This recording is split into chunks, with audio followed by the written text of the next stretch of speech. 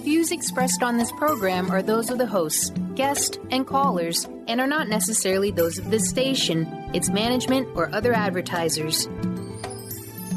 You're listening to Transformation Talk Radio.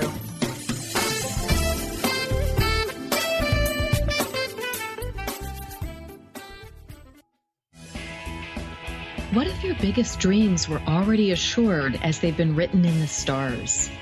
Want a boost to raise your vibration to 5D and higher? Soul Wisdom Radio with Wendy Rose Williams helps you access the wisdom of your higher self and guides to balance your ego, progress spiritually, and discover your life purpose and larger soul mission. Wendy is a Seattle area past life regressionist, certified spiritual teacher, Reiki Master Energy Healer, and award-winning author. Plan your magic carpet ride now with Soul Wisdom Radio with Wendy Rose Williams. Good morning. I'm Wendy Rose Williams, and you're listening to Soul Wisdom Radio on TransformationTalkRadio.com and to our debut on Facebook Live. Join us for the next hour as we welcome in an amazing Master Number 11 year. 2018 reduces numerologically to the number 11. And as we help you tune into the deep wisdom of your own soul or higher self to live a more joyful life. Mahatma Gandhi said, "The greatness of a nation and its moral progress can be judged by the way its animals are treated." Today's topic is the deep bond many of us have with our animal companions. I'm excited to announce Jenny Nordine from Doggone Seattle is my guest today. Jenny is in studio with me at KKNW 1150 AM in Seattle, along with Benny Mathers, our wonderful producer. If you have access to the internet now, you can navigate to www.facebook.com/transformationtalkradio.com to be able to see many of the Doggone Seattle dogs. That link again, www.facebook.com/transformationtalkradio.com. Jenny's the founder of Doggone Seattle, a Washington state-based 501c3 nonprofit organization. Doggone Seattle is dedicated to saving dogs in high-kill shelters through rescue, foster, and adoption. 3 quick announcements before we dive in with Jenny. I'm excited to share with listeners I'm one of the first Seattle Airbnb experience hosts. I facilitate experiential past life regression workshops, which include 3 guided meditations to meet your guide, travel to a healing temple, and several short past life regressions. Visit my website at wendyrosewilliams.com to sign up for these Seattle area workshops. The next 4 workshops will be held this Friday night, January 5th, at 6:30 p.m. at the Linwood Public Utility District Building. Saturday, January 13th at 1:30 at the Downtown Kirkland Library. Saturday, February 3rd at noon at the Den Coffee House in Bothell. And Sunday, February 11th at 1:30 p.m. back at the Kirkland Library.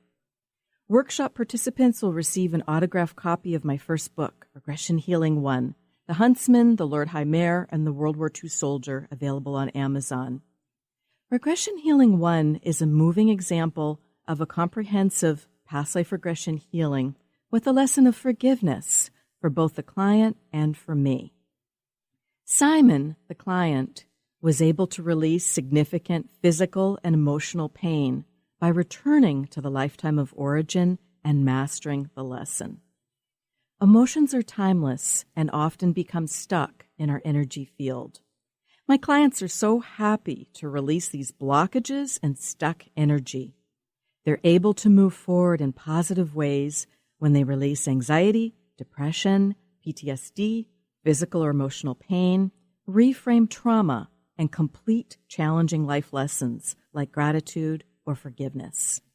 Contact me at 425-502-0362 or via email at wendyrwilliams@hotmail.com to schedule your complimentary 15-minute phone appointment to learn more. Second way to get involved is via my free monthly full and new moon remote meditations. We meditate together from the comfort of our own homes and share the experience on the Facebook event page. January 16th is the next new moon meditation, and January 31st will be the second full moon of the month, as we also had one yesterday. The theme for the 3 January meditations is human dignity and physical and financial freedom, specifically to end sex trafficking and slavery. Visit transformationtalkradio.com events tab to learn more about these workshops and meditations. I'm honored to have been selected as a speaker for the 26th Annual Women of Wisdom Conference, February 17th and 18th at the North Seattle Community College. I'll be facilitating Who Do You Think You Are? An experiential past life regression workshop Sunday, February 18th from 2:30 to 5:30. Visit womenofwisdom.org today for more information and to sign up for this popular conference as space is limited. Join me again on Soul Wisdom Radio February 6th at 11 a.m. Pacific, 2 p.m. Eastern, when Chris Steins, the creator of the popular Women of Wisdom Conference, will be my guest. It's my privilege now to introduce Jenny Nordine from Doggone Seattle. I met Jenny a year ago at Thanksgiving when I offered to help with Berlin, a smart, beautiful 4-year-old German Shepherd mix. Berlin was in a high-kill shelter in California through no fault of her own. She'd also recently had puppies. It didn't take me long to recognize Berlin was my own war dog from when I was an American soldier in Berlin during World War II. I remember Berlin, now renamed Indy, saving my life as well as the lives of other soldiers and civilians during the war. She dragged my unconscious body out of a building that was on fire from being bombed. What the animals give to us and teach us is simply incredible. In my experience, our animals choose us. Many of them incarnate with us more than once, like my cat Midnight, and we often enter into soul contracts or agreements together before we incarnate in order for our souls to progress. Jenny recommended A Dog's Purpose by W. Bruce Cameron to me.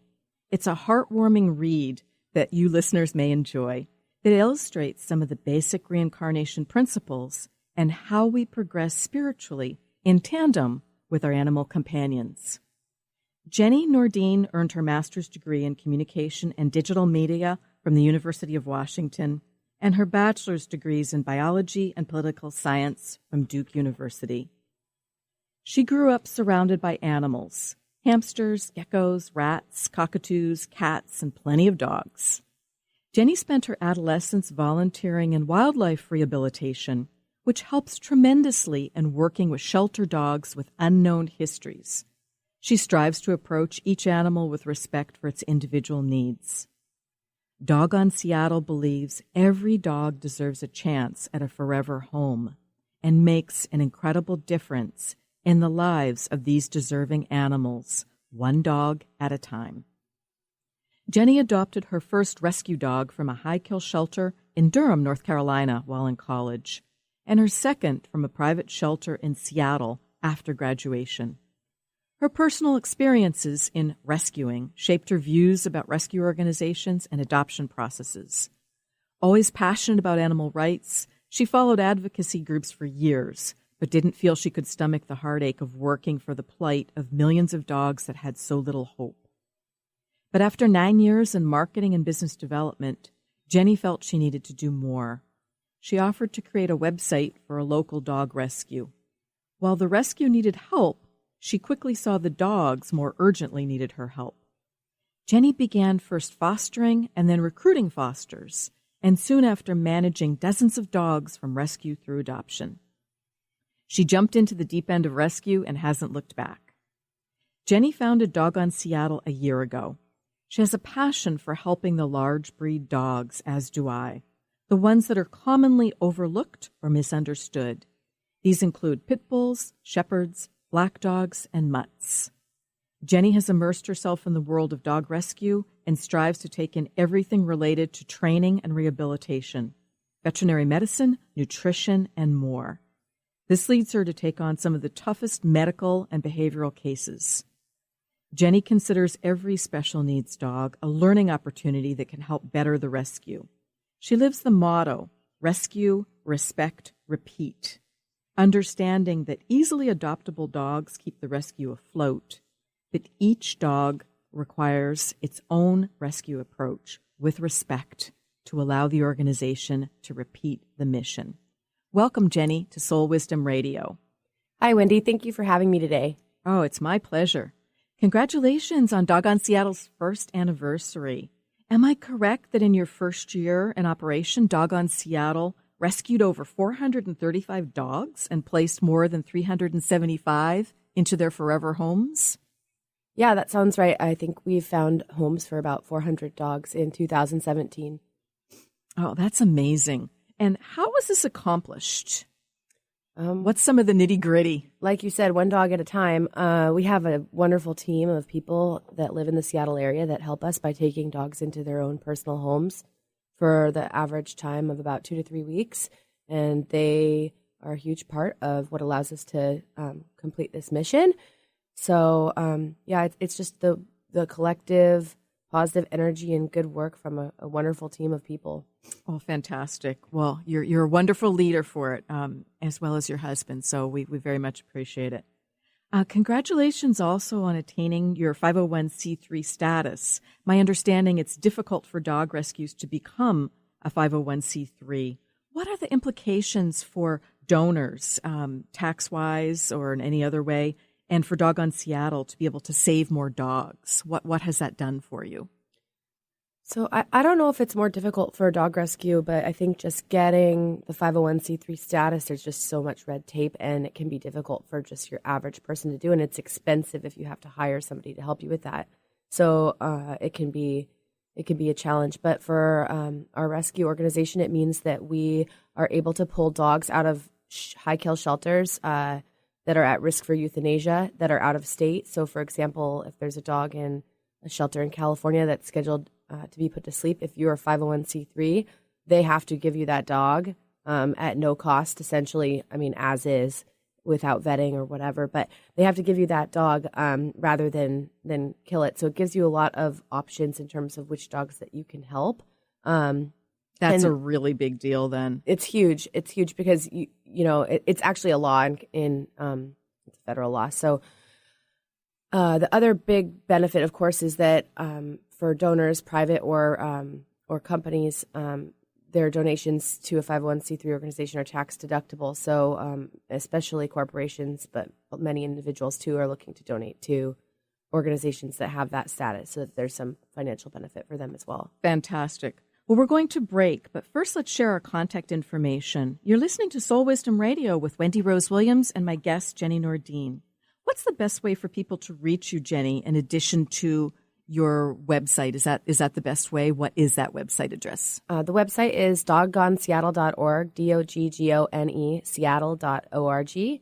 And there's a contact form on there, or you can reach me directly at Jenny, Jenny, at doggoneseattle.org. Perfect. Well, stay tuned, and we'll be right back to continue the conversation. Where is my dog when he's gone?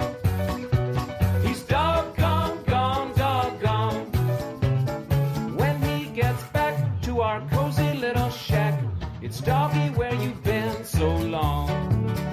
Is he gambling all his...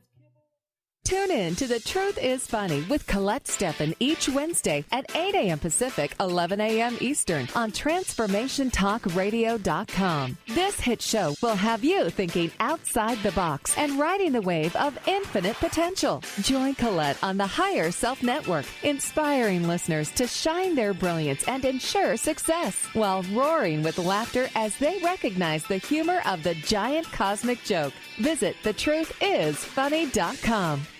Integrate spirituality into your everyday lives on Universe Soul Heart Radio. Tune in each month on Transformation Talk Radio as Kathleen Johnson explores the concept of sensible spirituality, keeping you grounded, connected, and centered on the path to wholeness. Kathleen has dedicated her life to facilitating holistic healing and wholeness in others.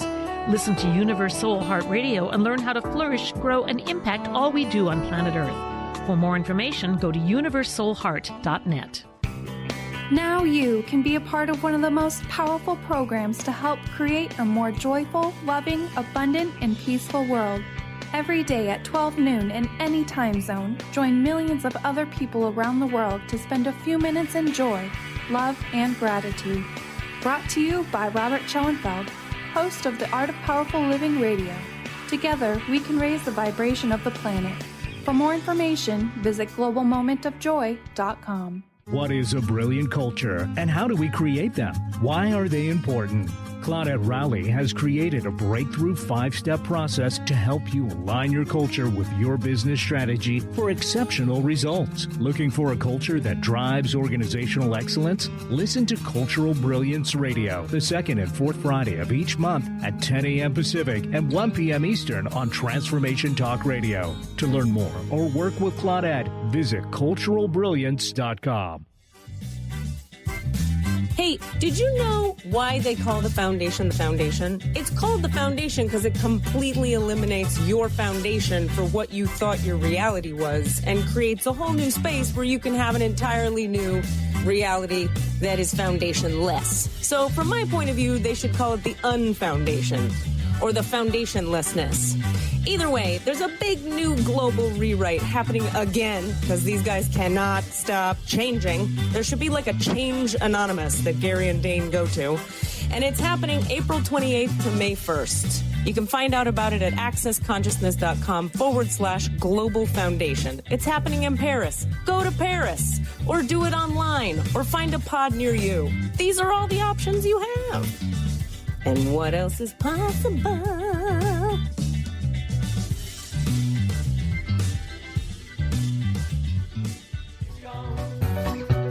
He's doggone, gone, doggone. When he gets back to our cozy little shack, it's doggy where you've been so long. We're back on Soul Wisdom Radio with Wendy Rose Williams and my guest, Jenny Nordine from dogonseattle.org. Thank you for joining us today. If you're just tuning in now and have access to the internet, you can zip over to www.facebook.com/transformationtalkradio.com to see this program as a Facebook Live event to get a much richer feel for what Doggone Seattle is all about.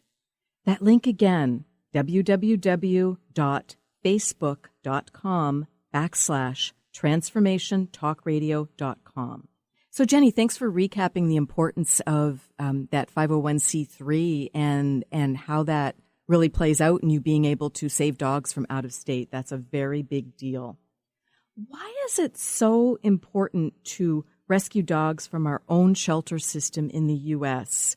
I was shocked the first time I heard the term death row applied to a shelter, and horrified to learn that many dogs only have a few days to live once they're in a high-kill shelter.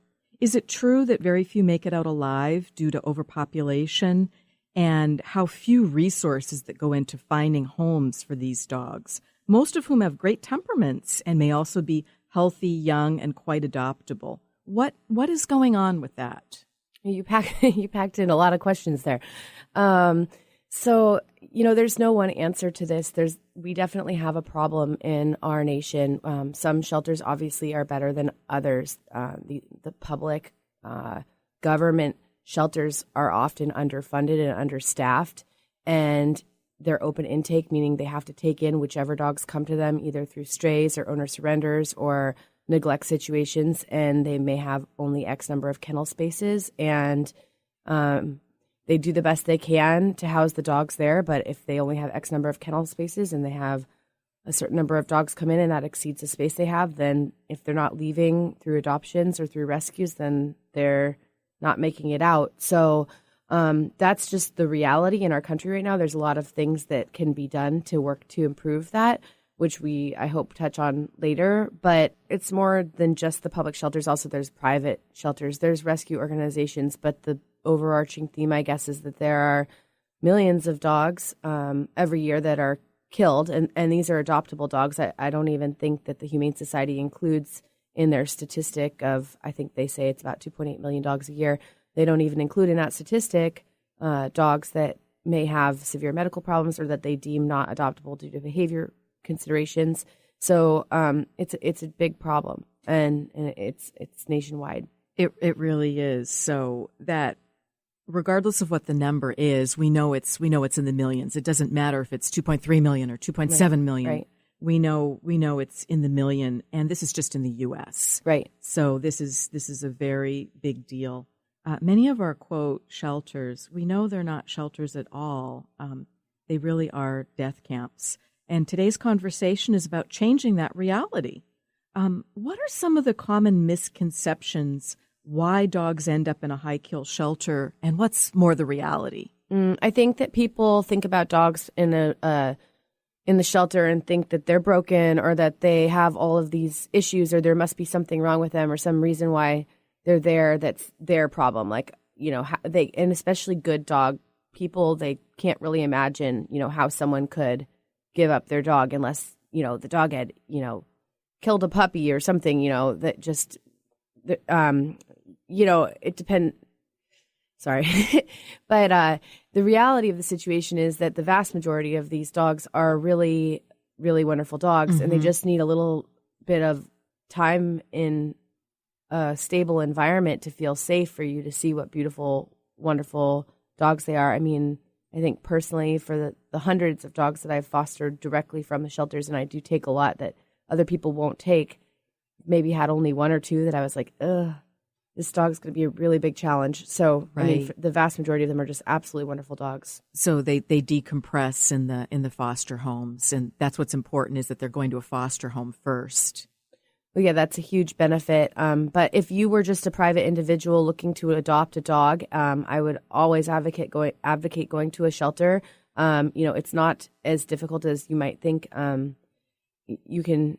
dogs that are in the shelters, I guess the main point is it's not because there's some inherently bad dog. Most likely, reasons that dogs have given up. I mean, people don't have the money to pay for food or to pay for vet care. People may be moving houses to a building that doesn't allow dogs. There may be a divorce. There may be a new baby. There may be any number of reasons that would cause someone to give up their dog that maybe you cannot personally relate to, but it happens. And so rather than sit here and judge that, like, let's help these animals that need help. Right, and deal with the reality of what can be a very difficult situation and decision for that person. Right. And they just haven't realized to get the dog to a no-kill shelter or to a rescue, or there may not be one available in their area. That's true, too. And then the whole concept of a no-kill shelter is really kind of a misnomer. I mean,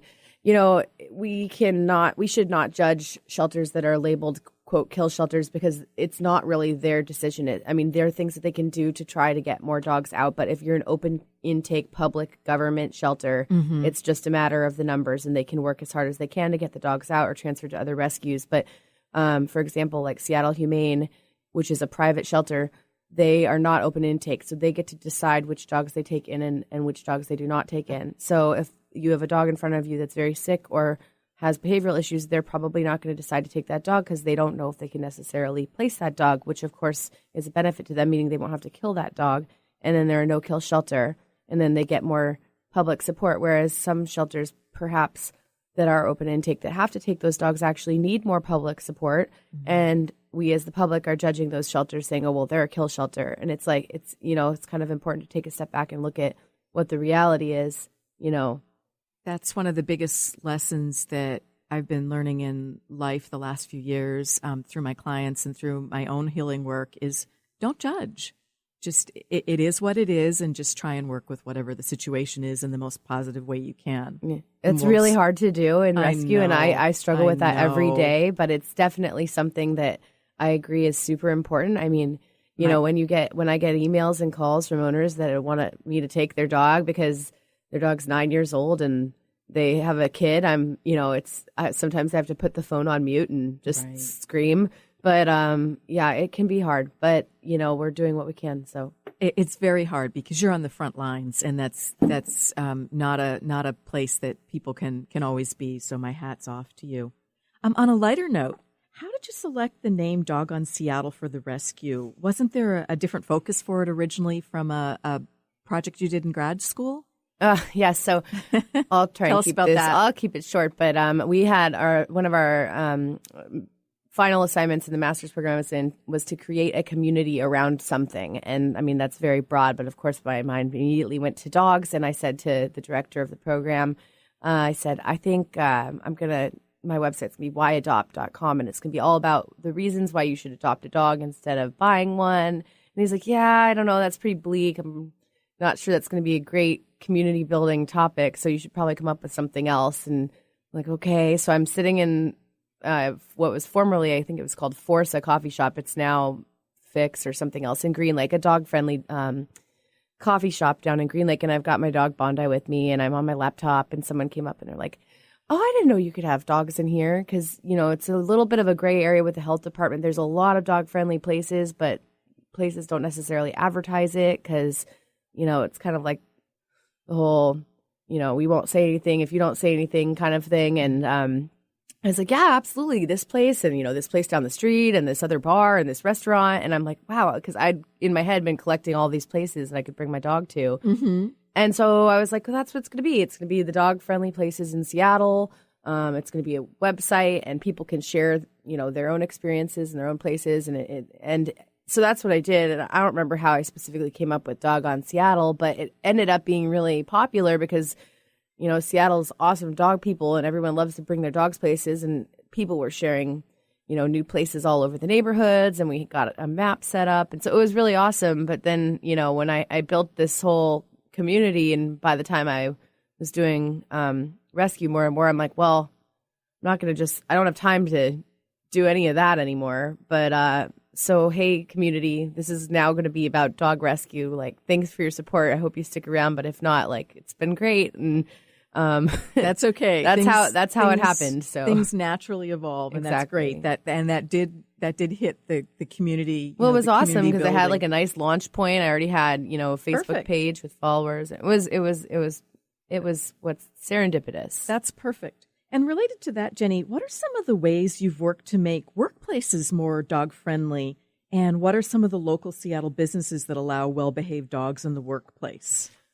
Oh, wow. So more and more, actually, I'm hearing lately, I don't know that I would say I've worked to make workplaces more friendly, but when I was working in marketing and business development at Epic Design, which is actually my family's business, I said, okay, I'll come work for you guys, but I want to bring my dog to work, and he'll be good, and he can hang out under my desk. And so that was, you know, they were like, okay, that's fine. I think that's doable, because I was going to be commuting, and I was going to be gone for 9.5 hours a day, and I didn't want to leave my dog at home all day long. So Bondi was the first dog that went to Epic. Now I think they have more dogs in the office there than people, and it's kind of one of the interview questions that gets asked there, like, well, you know, are you comfortable around dogs? Because we've got a Rottweiler, a Pit Bull, a Newfoundland, a this or that. And so, you know, but it also attracts people, you know, that would maybe otherwise not consider that job because they've got a dog and they want to bring their dog to work. So I think that's great. Became part of the corporate culture. Yeah, there you go. And the big joke at Amazon, of course, is they let you bring their dogs to work because you're going to be there, you know, 11 hours a day. So you don't have to go home. There you go. Well, we're going to take a short break in a moment. But first, let's recap our contact information. Jenny, what's the best way for listeners to reach you to learn more about Doggone Seattle? You can find Doggone Seattle on Facebook at facebook.com/Doggone Seattle or online at www.doggoneseattle.org. Perfect. And Soul Wisdom Radio listeners are invited to request a free 15-minute phone consult with me via my website at wendyrosewilliams.com.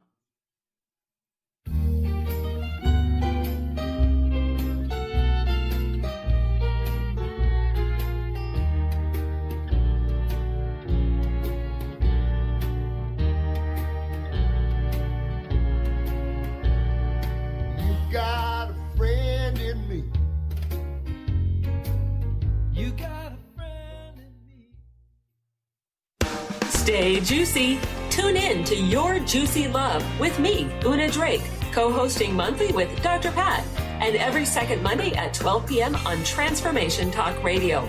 My show, Your Juicy Love, helps you find the dynamic, life-affirming love you've always wanted. Transform your relationships and bring peace, joy, and juicy, juicy love to planet Earth. For more information, visit unadrake.com. Choose the new earth on the Cornelia Stephanie Show. Tune in each week on Transformation Talk Radio as Cornelia takes listeners on an odyssey of higher consciousness to inspire, educate, and empower. Cornelia guides people on the path of self-healing, peace, and liberation. The Cornelia Stephanie Show is your catalyst for anchoring heaven on earth on a global scale. For more information, go to corneliastephanie.com. Did you know that all of the shows on the Transformation Radio Network are available as podcasts to stream or download? Really? Check us out.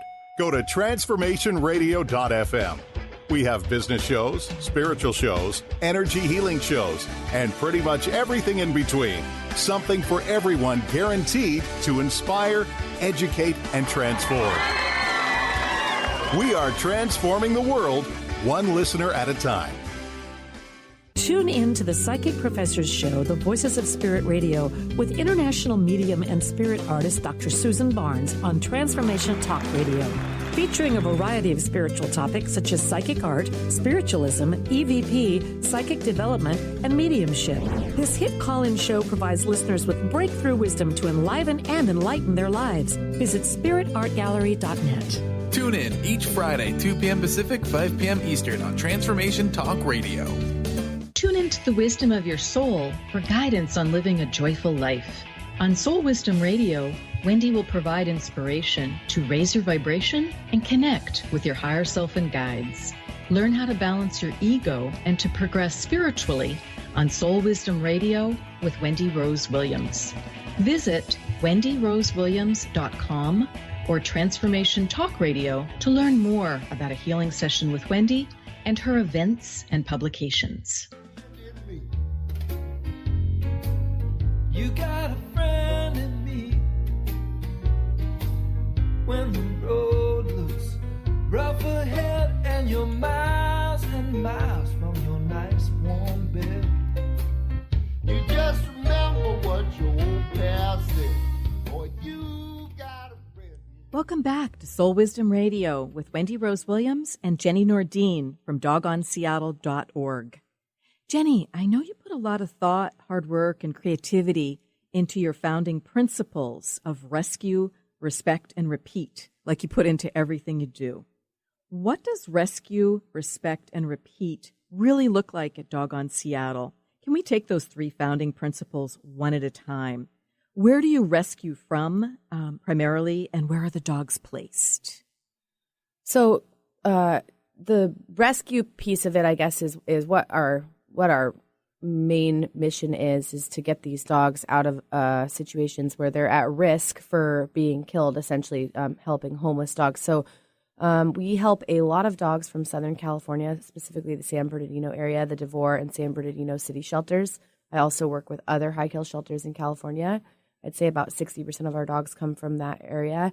We also take dogs from rural shelters in Texas. Texas is the worst state in the nation in terms of euthanasia. However, it's a little bit of a more challenge transport-wise. There's a lot of heartworm there, so there's some things that make it a little bit more challenging to help the dogs from Texas. But we do take about 30% of the dogs in our rescue from Texas, and then I'd say the other 10% of dogs either come from local families in need or local organizations, other rescue organizations locally that are having challenges with the dogs, either behavioral or medical, where we can step in and maybe because we're foster-based or because we have specific knowledge in that area are able to help. So those dogs, are obviously going to take a little bit more time in the rescue. Excellent. And what does respect look like at Doggone Seattle? So for respect, for me, that is referring to how we treat each dog that comes into the rescue. I think every dog is different. And it's important to just not take one blanket approach and expect it to work for every dog. As much as possible, we try to match the dogs that are coming out of the shelter environment with fosters that are going to be able to help that dog. If the dog has medical issues, we've got people who are able to help with that. Nutritional counseling. One of our board members, Ashlyn, is regional manager for All the Best Pet Care, and she's absolutely a wizard when it comes to dealing with some of the special needs, allergies, and skin conditions, and that sort of thing. Or if or if it's like a behavioral challenge, we've got trainers that we work with. Jeffrey Denny of Seattle Canine Command, Tracy Zitnick of Leg Up Dog Training that can help these dogs that literally would otherwise be euthanized, that have these severe behavioral problems, that really, if you can just take a different kind of approach with them, you can see remarkable change and see these dogs that are now feeling, good in their own bodies and can be safe and happy and lead normal lives. So basically, we just look at the dog in front of us and try and respect whatever that dog's needs are and work with what resources we have to help that dog get ready for adoption. Fantastic. And how does repeat come into play? Well, we couldn't do any of this without the help of all of our fosters and volunteers and also all of the stakeholders, some of which I've mentioned before, people that are involved, people that are donating. So all of the people, in this community, because it really is a community, are allowing us to repeat our mission, and it's one dog at a time. And, each dog that we can place is another open spot for a dog that we can save from the shelter. So, many of the dogs that we get in are really easy, dogs that don't have medical issues, that don't have behavioral needs. And then, those dogs allow us to also help other dogs that maybe take a little bit more time or have more needs. So it's all a balancing act, and finding that balance, it is what allows us to repeat our mission. Okay. And can you educate all of us as to what the term adopt, don't shop really means? I know there's a lot of implications to that. Sure. Well, I think that's a popular slogan to just kind of understand the rescue mission. So shopping for a dog, I think a lot of people will go online, look for a specific breed, purchase a dog, not knowing that this dog is 99% most likely coming from a puppy mill, or at least the mom is in bad situations or in bad health and not taken care of, not a family pet. Pretty much if you're buying a dog from the internet and you're not seeing the breeding parents, you are supporting a puppy mill. And I think a lot of people don't even realize that. So I try to, not judge that. But that would be shopping for dog, buying dogs from pet stores. Same thing. Pet stores source their dogs from puppy mills.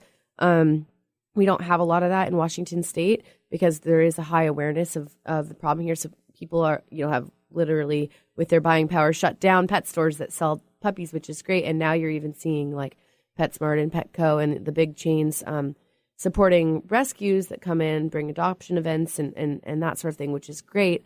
Also, I would say Craigslist, backyard breeders, what used to be like the 5-nickel paper, whatever, is now what you see on Craigslist. People will often say, oh, our wonderful golden retriever accidentally had a litter of puppies and we just need to find them good homes, $400 each. And you feel like you're helping them out because what are they going to do? But like they would not have, if they could not sell those dogs, they would spay their dog. They would think twice about doing that again because it is costly to deal with the puppies in the way that you have to do. It's time consuming. And, don't get it twisted. They are making money off of that. And that is just like a little backyard operation. And you're not saving that dog. I mean, you may be saving that individual dog if you want to think about it like that. But the bigger implications are those dogs end up in shelters. That dog may have however many more litters. They aren't professional breeders, so they don't know what they're doing. And they probably haven't been vetted the way that they're supposed to. So Right. Well, I'd like to segue now to the issue of overpopulation. What are your thoughts on what's needed to change the grim reality of an estimated 5,500 or more adoptable dogs being euthanized daily in the U.S.? So the biggest thing obviously is going to be spay and neuter. Like people do not spay and neuter their pets in many parts of the country, whether that's for cultural reasons or they don't have the financial resources or they just don't care. One female unspayed dog, I think, can create hundreds and hundreds of puppies over the course of a lifetime. And for people who don't understand or see that, just look at the shelters and look at the litters of puppies that are being dropped off there or, that's the biggest thing. I think personally, what I'd like to see at a bigger level, like policy wise, I think that people who breed dogs should have to like pay a registration license or something like on a federal level, like, that way that we know that they're good breeders, that, are checking for genetic disorders or checking for behavioral issues. So there could be registered breeders of certain breeds of dogs, because I understand people are always going to want certain breeds of dogs, but the way that it's happening now in our country, it's just that dogs are commodities being sold on the internet to the highest bidder. And so I think heavy fines for people that don't spay and neuter their pets. I know that might not sound feasible, but I think it can happen. I think it needs to happen at some point in the future. I'd love to be a part of that kind of work towards that policy change. We'll see where we are in 5 years. Yes. Well, thank you for recommending HBO's documentary, One Nation Under Dog, to me, because that really helps understand why such systemic change is needed in our shelter system. And portions of that documentary are really gritty, really hard to watch, but we can't improve a broken system until we deal with the current reality and the facts head on. And I also highly recommend for listeners an actofdog.org. Artist Mark Barone and his wife Marina are putting their heart and soul into advocating for change in the shelter system, just like Jenny and her husband Jonathan. And PBS has just released a 28-minute documentary of Mark's 4-year, 7-day-a-week passion project to paint individual portraits of 5,500 shelter dogs who were euthanized. He chose that number to represent how many we kill each day. And listeners can watch that documentary for free on an actofdog.org's homepage. So please check that out and look at their work to create a museum of compassion, is what they're terming it, as they work to use art to inspire social change. Jenny, what are your thoughts on responsible dog ownership? We've talked about spay and neuter and any other issues with the for-profit breeding system. Have we covered that, or anything else coming to mind? I would just say, if you're going to buy a dog from a breeder, please go physically to that location, meet the parents of the dog, and, see how the parents are living. That's the number one piece of advice that I can give for people who are like, I want a golden doodle, whatever it is, just meet the parents. That's all I can ask. And then in terms of responsible dog ownership, for any dog that you have, I think it's really important for people to understand that dogs, as much as we love, dogs are like your children. I love Seattle. I love adopting people in Seattle because people do treat their dogs like their children, but also dogs are dogs, and they need leadership, and they need people that understand them. And if you are struggling with your dog, if your dog is having challenges, behaviorally or separation anxiety or whatever it is, get help, because there are professionals out there who can help you.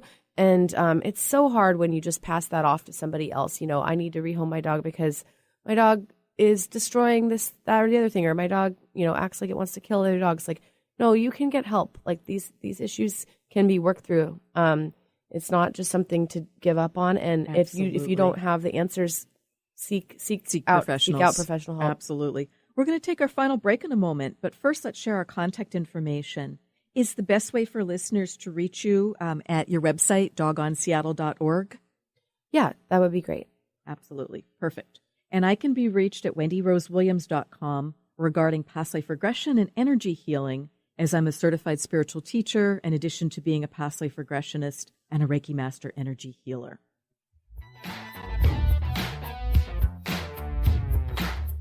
Yeah, this is a story of famous dog. But the dog that chases its tail will be busy. These are clapping dogs. The Knowledge Book, currently studied in 39 countries and 15 languages around the world, accelerates our evolution, takes us out of depression, offers universal truth, protects us, and makes us stronger, both spiritually and physically. So if you are interested in the Knowledge Book, visit usa.theknowledgebook.net and tune in to the Knowledge Book Radio with Marge Potasic on TransformationTalkRadio.com. Winning at the game of money. Lynn Brown is now offering Full Spectrum Finance, a progressive 12-month program that will help you to navigate through the mechanics of financial expansion. Finally, a financial planner who looks at the full spectrum of money and abundance. Engage you in the mental, physical, and energetic aspects of finance. This is Full Spectrum Finance. Are you ready to get into it? For more information, go to fullspectrumfinance.com. Transformation Talk Radio is dedicated to the education and awareness of Lyme disease. Hey, everybody. Welcome back to Lyme Talk Radio. I'm Dr. Pat, joined here by Dr. Nusheen Darvish. Dr. Pat Basili and Dr. Nusheen Darvish will be bringing the most innovative, groundbreaking information, research, treatment innovations, and stories from those it affects every day. I'm so excited to be talking about this. We have so much to share. Dr. Darvish and I are planning to do is connect the dots. People suffering with all sorts of chronic diseases, it's time. It is time for them to transform. Tune into Lyme Talk Radio and help keep our mission strong. For the loyal listeners out there that have been listening to this incredible show on Lyme disease, we are not going to let you down. We're going to come through stronger and enrich the platform for Lyme disease awareness through Lyme Talk Radio. The message will continue, the conversations will become stronger, and the healing epic. Chances are you've been on your conscious journey for many years, and you've learned a lot about manifesting a wonderful life. But if you are like many others on their spiritual paths, you may still have some area of your life where you're feeling stuck. Perhaps you've read many books, attended lots of workshops, listened to many programs, and done plenty of inner work, and yet there is still something you'd like to change. With all the information out there, it may be hard to see the forest for the trees. Do you want to get a bird's eye view of that forest so you are empowered to navigate more effectively? Do you want to know the key to positive change and develop a personalized strategy for creating the changes you desire? Please join me, Christine Upchurch, for a 4-week webinar series beginning January 9th. Start your new year right and embrace the vibration of change. For more information, visit ChristineUpchurch.com. That's ChristineUpchurch.com or call 425-999-9836.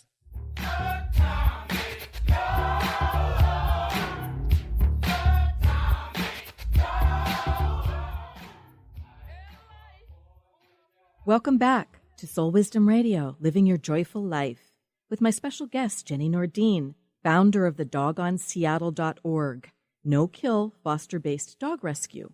I can be reached via my website at wendyrosewilliams.com regarding healing and releasing past life energy to live the fulfilling, joyful life you're meant to love. So, Jenny, what are some of the ways listeners can get involved with Dog on Seattle? How can Seattleites foster, adopt, or volunteer with you? If you're looking to adopt a dog, we have about 50 dogs in our rescue at any given time, and we're really good at matching dogs with families. If you need a dog that's good with cats or kids or whatever, we can help find that dog for you. If you have any interest at all in helping a shelter dog, the best way to do that is by fostering. We cover all veterinary care. We can provide supplies as well. You basically provide a safe landing spot for the dog to decompress from the shelter environment and then provide updates on the dog's personality and temperament. And we screen potential adopters, and we work together to find the dog a home. The average length in foster time is about 3 weeks. For puppies, it's a little bit less, more like 2 weeks. And then for certain breeds of dogs or older dogs, maybe a little bit longer, like 4 to 6 weeks. And then finally, if you're not interested in adopting and you can't foster, you can always volunteer. We need people to help with transport. We need people to help with event planning and administrative tasks. And then, of course, donations are always appreciated as well. And you can find out all about all these opportunities on our website. Fantastic. And on the note of donations, how can our generous listeners donate to you by going to the website? And can you speak to what % of donations go directly to help save and care for more death row dogs? Sure. Yes. Oh, you can donate on our website or via PayPal. I believe the PayPal address is paypal.me/DogOnSeattle.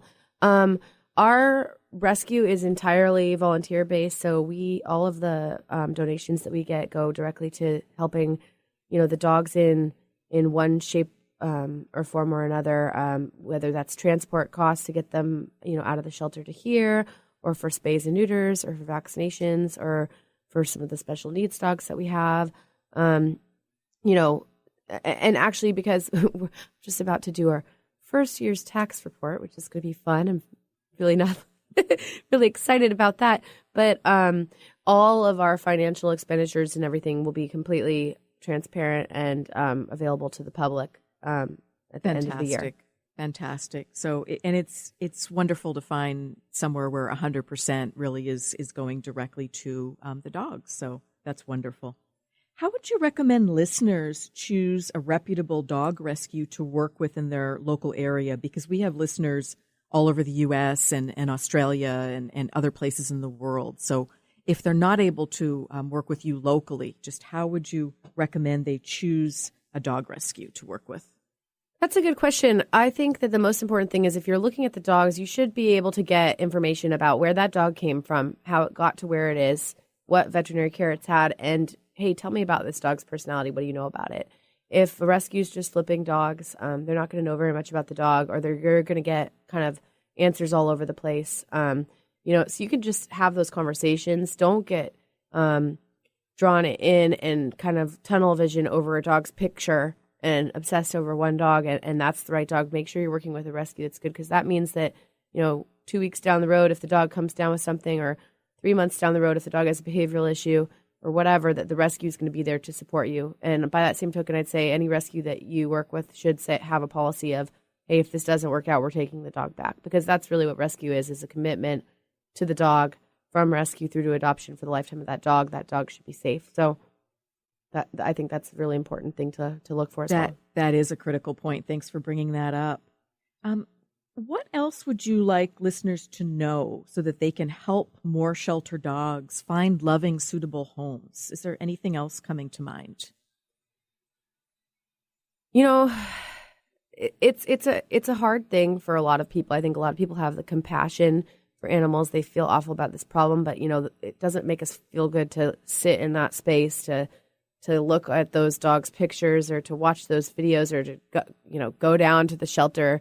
A lot of people say that they can't help because it would be too hard for them. I hear all the time, "Oh, I would love to foster, but I can't because I would just keep them all."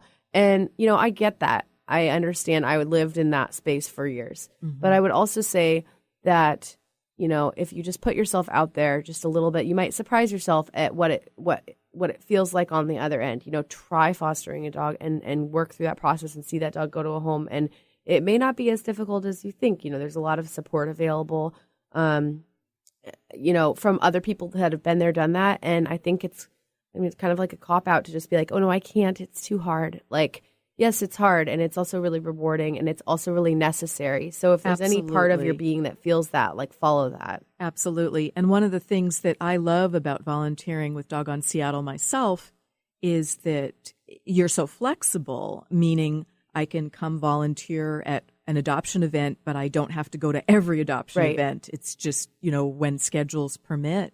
And it's just so great to be there with that dog one-on-one, because none of them are in crates. You've just got a great setup where the dogs can be safe and can meet different families, and families can come in and see a bunch of dogs all at the same time. And same thing, we can also go help the few dogs that you do have that are in boarding. We can go work with them and do some dog walking and socializing and that sort of thing. So that's just been a great avenue for me. And it's something that I enjoy doing with my daughters, too, who are in college and when they're available. So it can be a family volunteer project, too. We love having your support. It's always awesome to have people who, come and stay around and get to know everyone. And we have a really great team of people, too. So a lot of people have a lot of fun with it, which I hope everybody has a lot of fun with it. Absolutely. And you're also unique because you've got the pups and peeps. So you've got the monthly or bi-monthly, whenever there's a social, and people can just go and enjoy being there with their dog and with other dog savvy people and get some ideas and just enjoy being out and about. So there's where your original Doggone Seattle, the community, it all ties together. It all ties together, exactly. Well, last question. What experiences have touched your heart the most in working with the dogs? What have they taught you, and how have they changed you? Well, that's a big question. Every dog I believe every dog kind of teaches you something different. And I mean, I think the biggest thing that I've learned is patience, and it kind of ties into the respect piece, is that every dog needs something different. So you've got to approach each dog with patience. And I can get frustrated, and I can be an impatient person, and I feel like the dogs kind of allows me to step back and say, okay, goose fraba a little bit here. There's like explosive diarrhea and everything. The couch is ruined and blah, blah, blah. But at the end of the day, everything's going to be okay. I'm just going to deal with each problem as it comes to you. So I think patience and just like a sense of humor as well. Absolutely. Well, on that note, we're going to end. And this is Wendy Rose Williams from Soul Wisdom Radio with Jenny Nordine from dogonseattle.org. Thank you so much, Jenny, for being here today. Thank you to Benny, and thank you to Jessica for creating the Facebook Live. Thanks, Wendy. You've been listening to Soul Wisdom Radio with Wendy Rose Williams. Tune in each month on Transformation Talk Radio to raise your vibration and live a joyful life. Wendy reviews crucial energy basics in fresh new ways from her perspective as a past life regressionist, Reiki Master energy healer, and spiritual teacher, including how to ground, clear, and balance your energy to be sovereign. Tune into your soul's infinite wisdom, raise your vibration, and discover your greatest joy on Soul Wisdom Radio. Visit wendyrosewilliams.com to download this podcast, to learn more about having a healing session with Wendy, or to order one of her publications.